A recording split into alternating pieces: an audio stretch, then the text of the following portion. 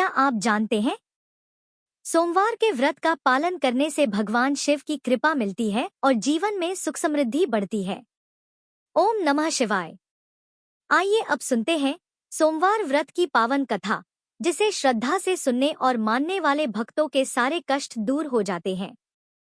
एक बार देवी पार्वती जी ने भगवान शिव की आज्ञा से एक श्रेष्ठ पुत्र की प्राप्ति हेतु 1 वर्ष तक चलने वाले पुण्यक व्रत का समापन किया।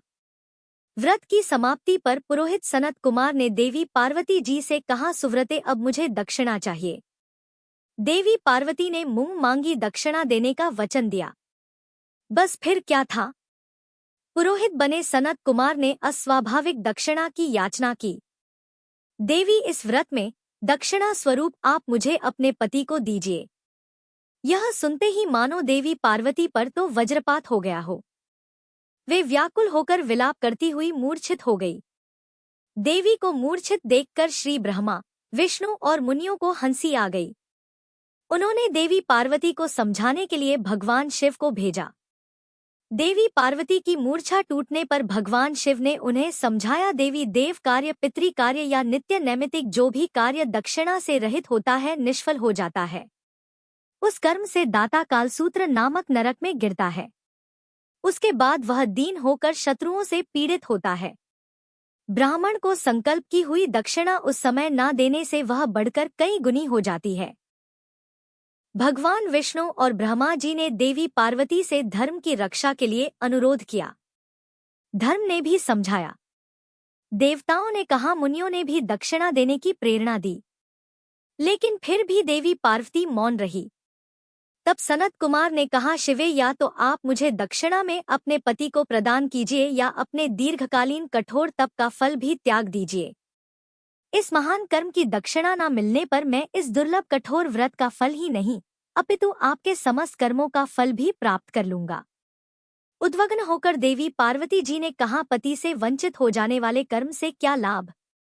दक्षिणा देने और धर्म और पुत्र की प्राप्ति से मेरा क्या हित होगा? पृथ्वी देवी की उपेक्षा कर वृक्ष की पूजा करने से क्या प्राप्त हो सकेगा? साध्वी स्त्रियों के लिए पति 100 पुत्रों के समान होता है। ऐसी स्थिति में यदि व्रत में अपने पति की ही दक्षिणा दे दी जाए तो भला पुत्र से क्या लाभ? यह सत्य है कि पुत्र पति का ही अंश होता है, लेकिन उसका एकमात्र मूल तो पति ही होता है। मूल धन के नष्ट हो जाने पर समस्त व्यापार ही विनष्ट हो जाता है। उसी समय आकाश में देवताओं और ऋषियों ने एक रत्न निर्मित रथ देखा जो पार्षदों से घिरा था। उस रथ से श्री नारायण उतरकर देवताओं के सम्मुख उपस्थित हुए।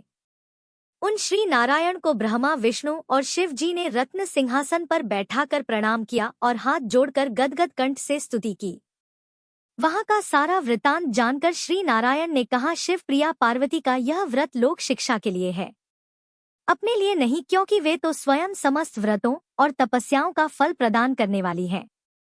इनकी माया से ही चराचर जगत मोहित है। फिर उन्होंने देवी पार्वती जी से कहा, शिवे, इस समय आप महादेव जी को दक्षिणा में देकर अपना व्रत पूर्ण कर लीजिए। फिर समुचित मूल्य देकर अपने जीवन धन को वापस ले लेना। गौ में समस्त देवी देवता विद्यमान होते हैं, इसलिए तुम ब्राह्मण को गौम्य प्रदान कर अपने पति को लौटा लेना। ऐसा कहकर वे अंतर्ध्य हो गए। तब देवी पार्वती प्रसन्न मन से अपने प्राण सर्वस्व को दक्षिणा में देने के लिए तैयार हो गई। उन्होंने हवन की पूर्णाहुति की और अपने जीवन नाथ शिव जी को दक्षिणा स्वरूप दे दिया। इसके बाद उन्होंने पुरोहित शरद कुमार जी से निवेदन किया, विप्रवर, गौ का मूल्य मेरे पति के बराबर है। मैं अब आपको अत्यंत सुंदर 1 लाख गौएं प्रदान करूंगी। इसके बदले में आप मेरे जीवन सर्वस्व को लौटा दें। प्राणनाथ के मिल जाने पर मैं पुनः ब्राह्मणों को विपुल दक्षिणाएं प्रदान करूंगी। तब सनत कुमार ने पार्वती जी से कहा, देवी, मैं ब्राह्मण हूं। 1 लाख गौएं लेकर मैं भला क्या करूंगा? इस दुर्लभ रत्न के सामने 1 लाख गौओं की क्या तुलना? मैं इन्हें साथ में लेकर त्रिलोक में भ्रमण करूंगा। उस समय समस्त बालक इन्हें देखकर प्रसन्नता पूर्वक ताली बजा बजाकर अट्टहास करेंगे। कहने के साथ ही सनत कुमार ने भगवान शिव को अपने पास ही बिठा लिया।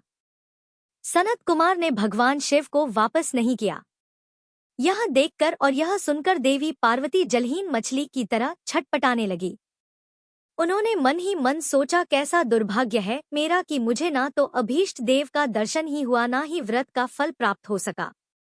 अधीर होकर अब वे अपने प्राण त्यागने के लिए तत्पर हो गई। अचानक उसी समय आकाश में तेज समूह प्रकट हुआ। उस तेज समूह को देखकर देवी पार्वती ने उससे अपने ऊपर दया करने को कहा और उस मह तेज राशि के मध्य विश्व मोहन श्री कृष्ण स्वरूप का दर्शन किया। ऐसे भुवन मोहन अनूप रूप को देखकर भगवती पार्वती उसी के समान पुत्र की कामना करने लगी और उसी क्षण उन्हें वह वर भी प्राप्त हो गया। इसके बाद वह तेज वहीं तिरोहत हो गया। तब देवताओं ने ब्रह्मपुत्र सनत कुमार को समझाया। सनत कुमार ने दिगंबर शिव को उनकी प्राणेश्वरी पार्वती जी को वापस लौटा दिया। अब सुनिए सोमवार व्रत की कथा। एक बार किसी नगर में एक साहूकार था। उसके घर में धन की कोई कमी नहीं थी, लेकिन कोई संतान न होने के कारण वह बड़ा दुखी था। संतान प्राप्ति के लिए वह हर सोमवार को व्रत रखता था और पूरी श्रद्धा के साथ शिव मंदिर जाकर भगवान शिव और माता पार्वती की पूजा किया करता था। उसकी भक्ति देखकर एक दिन मां पार्वती प्रसन्न होकर भगवान शिव से साहूकार की मनोकामना पूर्ण करने का निवेदन करती हैं। पार्वती जी के आग्रह पर भगवान शिव ने कहा, है देवी, इस संसार में हर प्राणी को उसके कर्मों का फल मिलता है और जिसके भाग्य में जो हो उसे भोगना ही पड़ता है। लेकिन पार्वती जी ने साहूकार की भक्ति देखकर उसकी मनोकामना पूर्ण करने की इच्छा व्यक्त की। माता पार्वती के आग्रह पर भगवान शिव ने साहूकार को पुत्र प्राप्ति का वरदान तो दिया, लेकिन उन्होंने बताया कि यह बालक केवल 12 वर्षों तक ही जीवित रहेगा। माता पार्वती और भगवान शिव की इस संवाद को साहूकार सुन रहा था, इसलिए उसे ना तो इस बात की खुशी हुई और ना ही कोई दुख, बल्कि वह पहले की तरह ही शिव जी की पूजा करता रहा। कुछ समय के बाद साहूकार की पत्नी ने एक पुत्र को जन्म दिया। जब वह बालक 11 वर्ष का हुआ तो उसे पढ़ने के लिए काशी भेज दिया गया। साहूकार ने पुत्र के मामा को बुलाकर उसे बहुत सारा धन देते हुए कहा कि तुम इस बालक को काशी विद्या पढ़ने के लिए लेकर जाओ। तुम लोग रास्ते में यज्ञ कराते जाना और ब्राह्मणों को भोजन दक्षिणा देते हुए जाना। दोनों मामा भांजे इसी तरह यज्ञ कराते और ब्राह्मणों को दान दक्षिणा देते काशी नगरी निकल पड़े।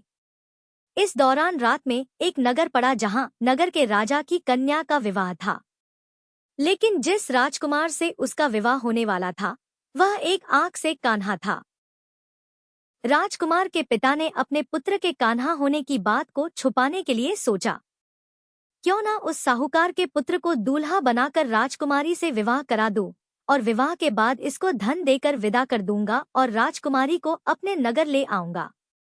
लड़के को दूल्हे के वस्त्र पहनाकर राजकुमारी से विवाह करा दिया गया। साहूकार का पुत्र ईमानदार था, उसे यह बात सही नहीं लगी, इसलिए उसने अवसर पाकर राजकुमारी के दुपट्टे पर लिख दिया कि तुम्हारा विवाह तो मेरे साथ हुआ है, लेकिन जिस राजकुमार के संग तुम्हें भेजा जाएगा वह एक आंख से कान्हा है। मैं तो काशी विद्या पढ़ने जा रहा हूँ। जब राजकुमारी ने चुन्नी पर लिखी बातें पढ़ी तो उसने अपने माता पिता को यह बात बताई। राजा ने अपनी पुत्री को विदा नहीं किया, फिर बारात वापस चली गई। दूसरी ओर साहूकार का पुत्र और उसका मामा काशी पहुंचे और वहां जाकर उन्होंने यज्ञ किया। जिस दिन साहूकार का पुत्र 12 वर्ष का हुआ उस दिन भी यज्ञ का आयोजन था। लड़के ने अपने मामा से कहा कि मेरी तबीयत कुछ ठीक नहीं है। मामा ने कहा, तुम अंदर जाकर आराम कर लो। भगवान शिव के वरदान अनुसार कुछ ही देर में उस बालक के प्राण निकल गए। मृत भांजे को देखकर उसकी मामा ने विलाप करना शुरू कर दिया। संयोगवश उसी समय भगवान शिव और माता पार्वती उधर से जा रहे थे। पार्वती जी ने भोलेनाथ से कहा, स्वामी, मुझे इसके रोने का स्वर सहन नहीं हो रहा, आप कृपया इस व्यक्ति के कष्ट को अवश्य दूर कीजिए। जब भगवान शिव मृत बालक के समीप गए तो वह बोले कि यह उसी साहूकार का पुत्र है जिसे मैंने 12 वर्षों की आयु का वरदान दिया था। अब आज इसकी आयु पूरी हो चुकी है। लेकिन मातृभाव से विभोर माता पार्वती जी कहने लगी है, महादेव, आप इस बालक को और आयु देने की कृपा करें, नहीं तो इसके वियोग में इसके माता पिता भी तड़प तड़प कर मर जाएंगे। माता पार्वती के पुनः आग्रह पर भगवान शिव ने उस लड़के को जीवित होने का वरदान दिया। शिव जी की कृपा से वह लड़का जीवित हो गया। शिक्षा पूरी करके लड़का मामा के साथ अपने नगर की ओर वापस चल पड़ा। दोनों चलते हुए उसी नगर में पहुंचे जहां उसका विवाह हुआ था। उस नगर में भी उन्होंने यज्ञ का आयोजन किया। उस लड़के के ससुर ने उसे पहचान लिया और महल में ले जाकर उसकी खूब आओ भगत की और अपनी पुत्री को धूमधाम से विदा कर दिया। इधर साहूकार और उसकी पत्नी भूखे प्यासे रहकर अपने बेटे की प्रतीक्षा कर रहे थे। उन्होंने प्रण कर रखा था कि अगर उन्हें अपने बेटे की मृत्यु का समाचार मिला तो वह भी प्राण त्याग देंगे। परंतु अपने बेटे के जीवित होने का समाचार पाकर वे बेहद प्रसन्न हुए। उसी रात भगवान शिव ने साहूकार के स्वप्न में आकर कहा, हे श्रेष्ठी, मैंने तेरे सोमवार के व्रत करने और व्रत कथा सुनने से प्रसन्न होकर तेरे पुत्र को लंबी आयु प्रदान की है। इसी प्रकार प्रिय भक्तों, इस पावन सोमवार व्रत कथा के श्रवण का पुण्य फल आपके जीवन में भी सुख, शांति और समृद्धि का संचार करें। भोलेनाथ की कृपा से आप सभी के सारे दुख दूर हो, मनोकामनाएं पूर्ण हो और हर कदम पर शिव जी का आशीर्वाद सदैव साथ बना रहे। याद रखिए, शिव कथा का श्रवण मात्र से कल्याण संभव है और आज आपने यह सौभाग्य पा लिया है। इस प्रकार सोमवार व्रत की कथा पूरी होती है। जो भी भक्त इसे श्रद्धा और विश्वास से सुनता है, उस पर सदैव महादेव की कृपा बनी रहती है। हर हर महादेव। अगर आपको यह कथा अच्छी लगी हो तो वीडियो को लाइक करें, अपने शुभ विचार कमेंट में लिखें और हमारे चैनल को सब्सक्राइब करना न भूलें ताकि अगली कथा सबसे पहले आप तक पहुंचे।